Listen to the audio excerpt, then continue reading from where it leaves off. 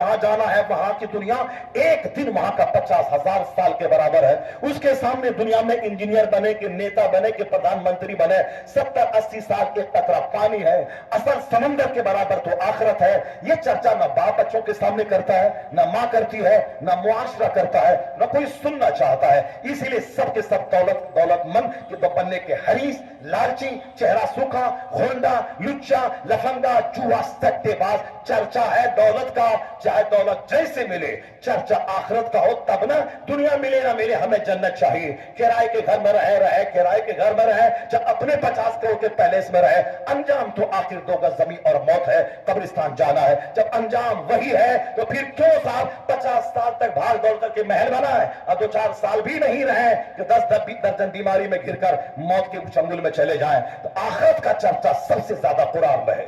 इसीलिए लोग नहीं कुरान पाक पढ़ते। जरा गौर से सुनिए, ये आखिरत की बात बताने वाली किताब ये किस तरह वसाहत के साथ इशाराती जबान में, सिंबॉलिक लैंग्वेज में किस कदर इस वसाहत को, इस मसले को भी वाज़ेह तौर पर बयान किया है। जैसे अल्लाह ने आसमान जमीन का चर्चा किया, पहाड़ का चर्चा किया, ये बताने के लिए कि मैंने तेरे लिए जमीन बनाई, तेरे लिए आसमान बनाया, तेरे लिए पहाड़ बनाए, तो तुम मेरी कौन सी नेमत को झुठलाओगे?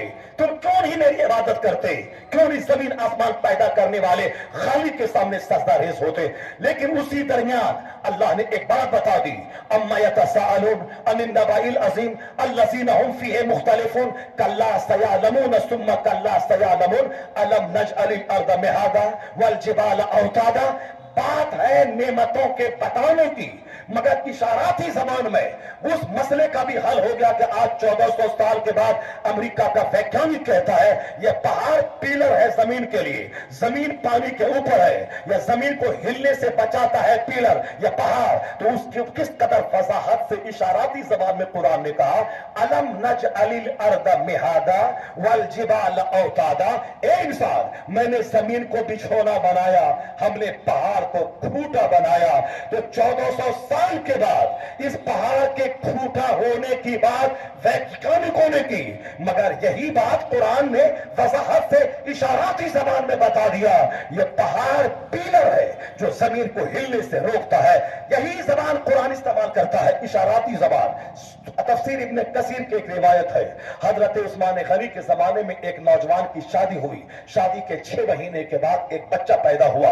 लड़का बोलता है ये मेरा बच्चा नहीं है, लड़की कहती है तुम्हारा ही बच्चा है, मैंने कोई गलत कदम नहीं उठाया है, ये तुम्हारे नुस्खे से पैदा हुआ है।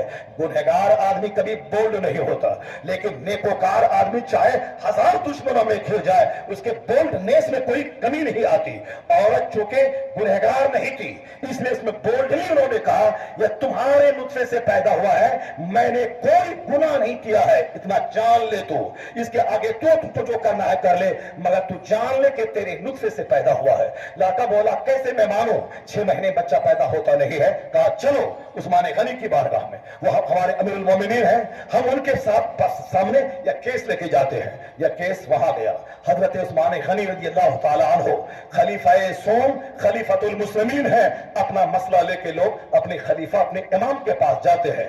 उन्होंने सुना मसले की बारीकी को, शादी के चंद दिन हुए हैं, 6 महीने के बाद बच्चा पैदा हुआ है। लड़का का दावा है मेरा नहीं है, लड़की का दावा है शौहर का ही बच्चा है। अब फैसला अमीरुल मोमिनीन करे कि क्या है।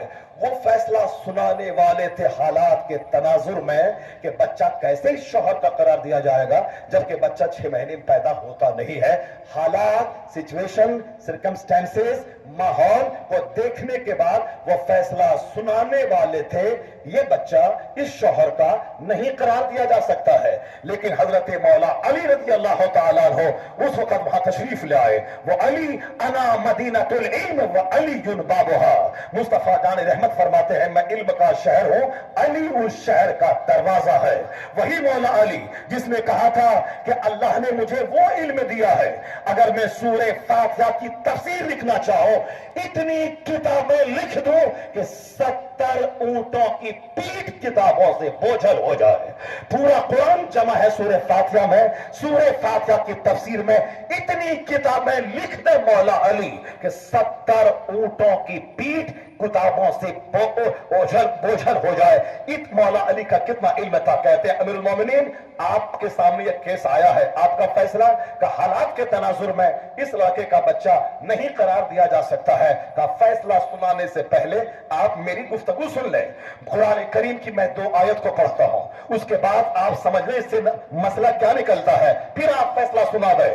مولا علی نے کہا قرآن میں ایک جگہ آیا ہے والوالدات یرضعن اولادہن حولین کاملین ذالک لمن اراد ان یتم